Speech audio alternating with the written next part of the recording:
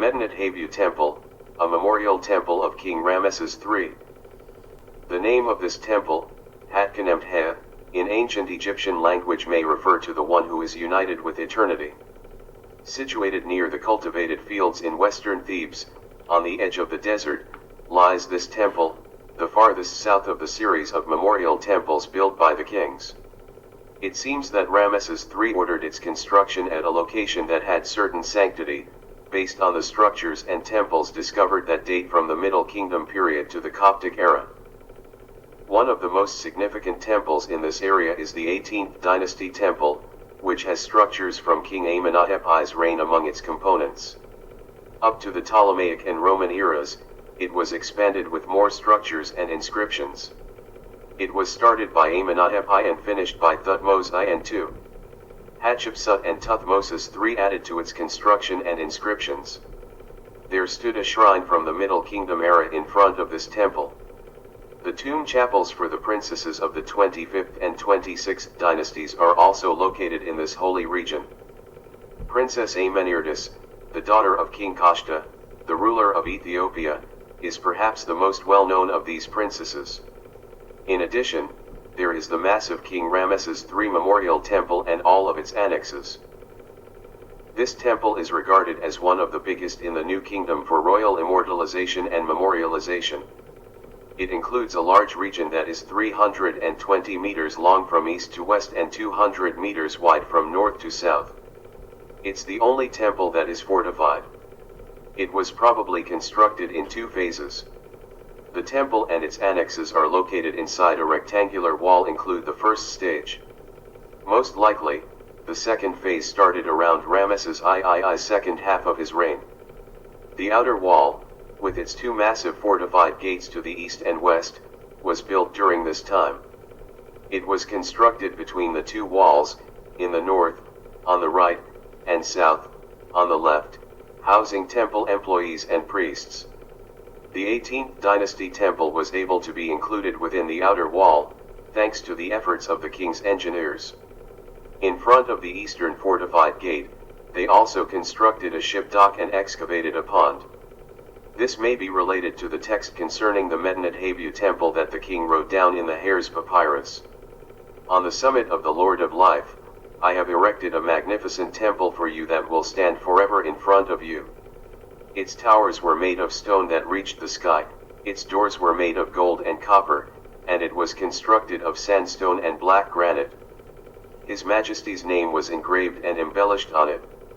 In front of it, a lake that overflows with the primordial waters, none was created, and a wall was constructed around it.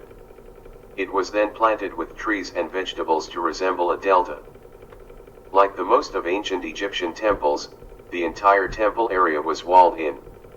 The first enclosure was a massive 17.7 meter tall mud brick wall, which was preceded by a 3.9 meter tall stone wall with battlements. In the northeastern and southeast corners, the two walls formed a straight angle, although the corresponding sections in the northwest and southwest were curved. The eastern entrance, which is a gate with two guard rooms surrounding it on both sides, is where we enter the temple to visit it. From there, we proceed to the High Gate of Ramses III, a unique structure in ancient Egypt. The king had it built in the style of Syrian fortresses known as Migdal, which consists of two towers with balconies and a gate in the middle that symbolizes the entrance to this sacred area. Another name for this structure is the Pavilion of Ramses III. The scenes shown on its outer walls are typical ones for which the majority of New Kingdom kings are well known.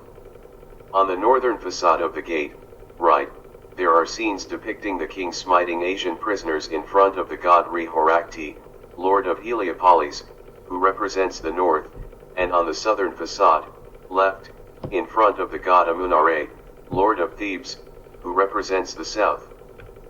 Two black granite statues of the goddess Sekhmet with the head of a lioness here an image of the goddess Mut sit in the corridor between the two towers, from the funeral temple of Amenhotep III. From this hallway, we can also see the scenes that are depicted on the tower walls to the north, right, and south, left. Scenes of the king purifying himself in front of the goddess Nut and the deity Seth, as well as one in which he leads the Asian prisoners to Amun, can be seen on the northern wall, right. On the southern wall, left, there are representations of the king beside Amun, Re-Horakti, and the goddess Ma'at. Additionally, there is a scene where he is leading the Libyan and Asian prisoners to Amun. The sculpture on both sides, which depicts 4 heads of foreign prisoners lying face down, protrudes from the wall beneath the window on each side is also worth noticing when passing through this gate. Other scenes depict the king in his religious relationships with the gods and goddesses. The interior scenes of the gate are unlike anything else in ancient Egyptian art. They show the king with his harem at a family get-together, and from this we can assume the meaning that the king hopes to in the netherworld, since they symbolize the pleasures of family life that the king wishes for his soul to enjoy in the netherworld. These scenes might also suggest that he occasionally came here to take and enjoy comfort in the company of his harem. The harem's conspiracy to assassinate him happened here as well, during the Opet festival celebration. Once we pass through this gate, we can see the 18th dynasty temple on the right and the tomb chapels for the princesses of the 25th and 26th dynasties on the left. They are Amenertries, the first, daughter of King Kashta, the Ethiopian ruler. Princess Nitocris, the granddaughter of the previous princess, Princess Shep-en-Opet, the second, daughter of Pi, Piankai, II and Princess Medhitenweskhed, wife of Samtik-I and mother of Nitocris. The princesses are shown in the majority of these chapel scenes in their varied religious relationships with the gods and goddesses. After passing through this gate, we arrive at a large courtyard where the first large pylon is located. It is thought that another mud brick propylon, of which there are only faint remnants, existed before it. Its facade is decorated with 4 flagpole designated grooves, measuring 24.45 meters in height and 68 meters in width. The flagpoles were fixed firmly with braces, which were like bars of copper and wood that protruded from the windows in the upper portion of the pylon. The northern, right, side of the structure has an entrance that leads to a stairway that goes up to the top of the pylon. The king with his soul, or spirit, Ka, is shown attacking the prisoners' leaders on both towers. The king wearing the red crown smites them in front of Re-Horakti, behind whom is the god Onuris, on the northern tower, right. The king wearing the white crown smites them in front of the god Amun on the southern tower, left. This is in addition to the various military and religious texts and traditional scenes that represent the king in his various relationships with the gods and goddesses. Notable is the small-sized scene on the northern, right, wall at the bottom, which shows King Ramesses IV kneeling before the sacred tree of Heliopolis, followed by the god Jehudi or Thuth and the goddess Shet is to write the king's name on this tree's leaves in front of the gods Amun and Ta. The text of the Battle of Libya from the year 11 lies above this. We are right now in the first courtyard, which measures 33 by 42 meters. There are differences between the 4 facades of this courtyard. The eastern facade is taken up by the back of the pylon, which bears inscriptions commemorating his wars in Libya, during the 11th year of his reign. These wars are depicted on the southern wall, where we can observe the Libyans, who are recognizable by their beard, long hair, and side lock of hair, as well as the Sardinian mercenary soldiers, who wear helmets with horns that are occasionally topped with balls, and the Palestinians, with their feathered bonnets made of strips of cloth, who were engaged in combat with the Egyptians during that period. The Libyans who have fallen and are lying dead in front of the king are being chasing by him in his war chariot. On the final section of this wall next to the pylon, there is a scene showing him marching in a procession with fan-bearers following him. On the northern tower of the pylon, there are other scenes depicting his wars against the Libyans. The scene of him in front of a massive pile of severed hands in front of him, which represents the number of foes slain in the conflict, and the number is written on the far right, may be one of the scenes that breaks the heart. On the northern side, right, there is a portico made out of 7 pillars each with a statue of the king in his Osiris form. 2 little statues of his family members are positioned next to the king's legs.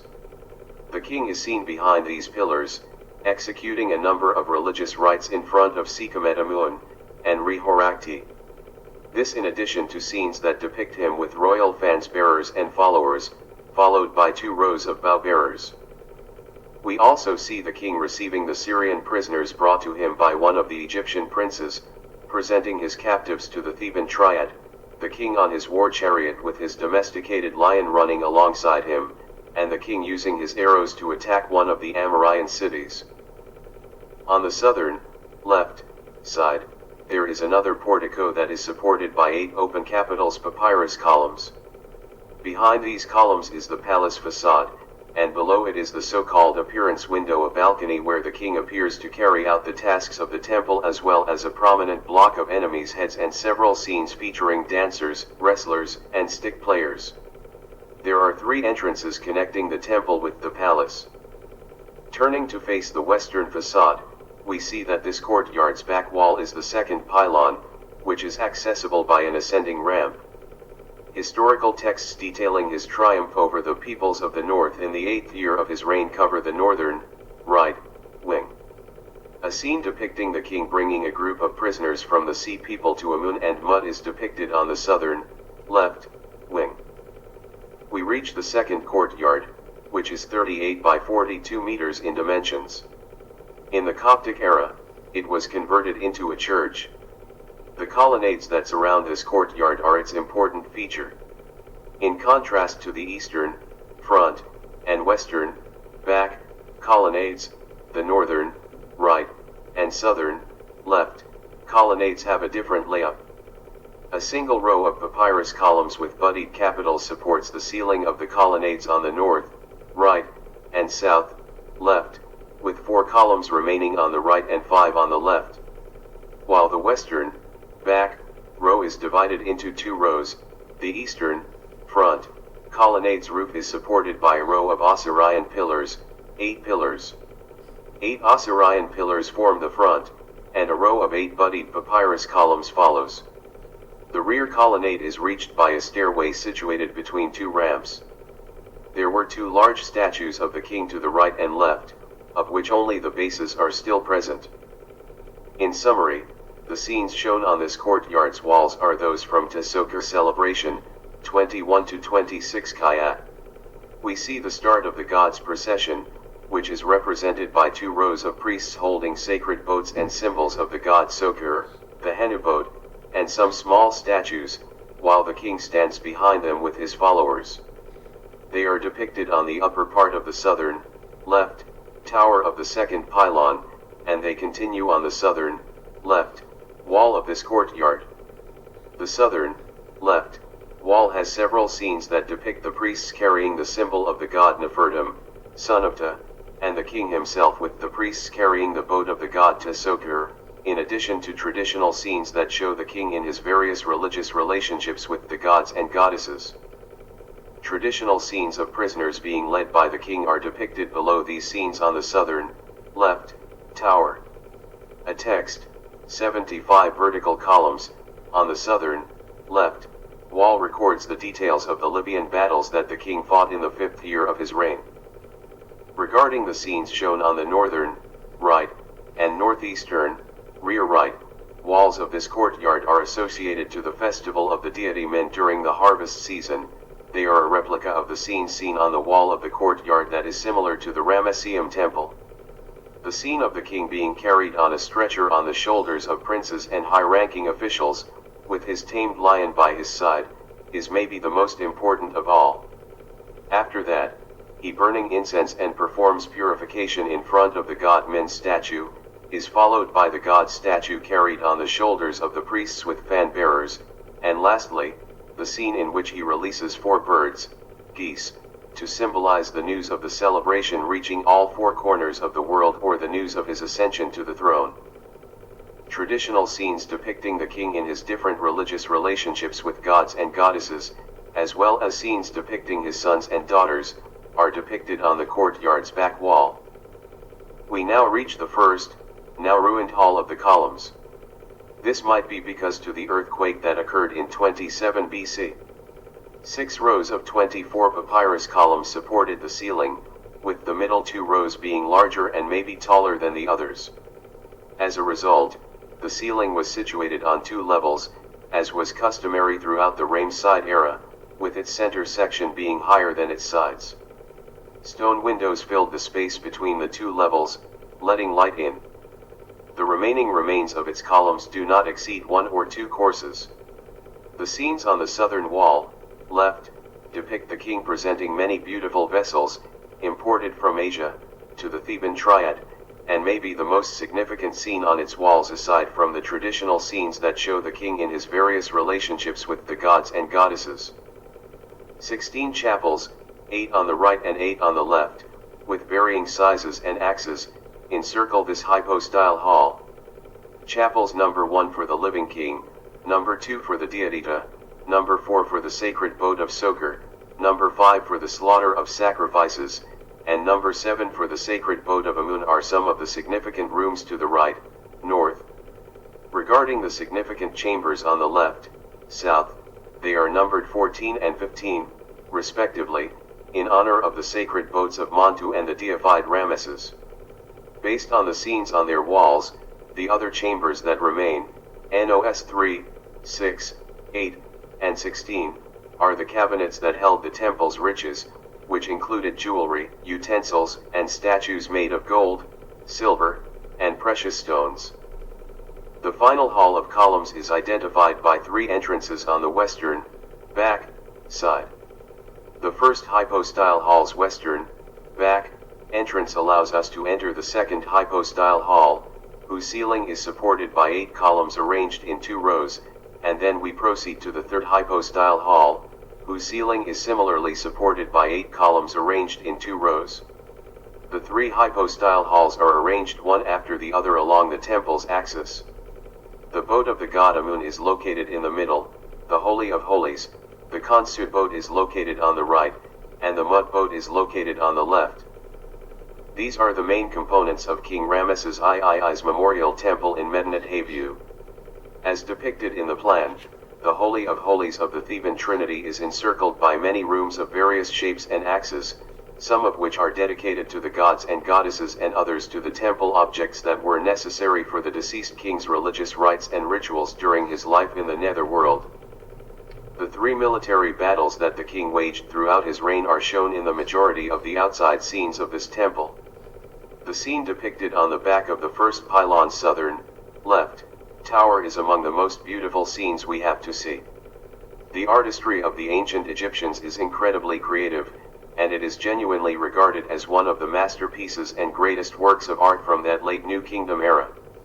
It's the hunting scene where the king rides in his chariot and hunts brutal bulls, striking them with spears and arrows and displaying obvious signs of suffering on their faces.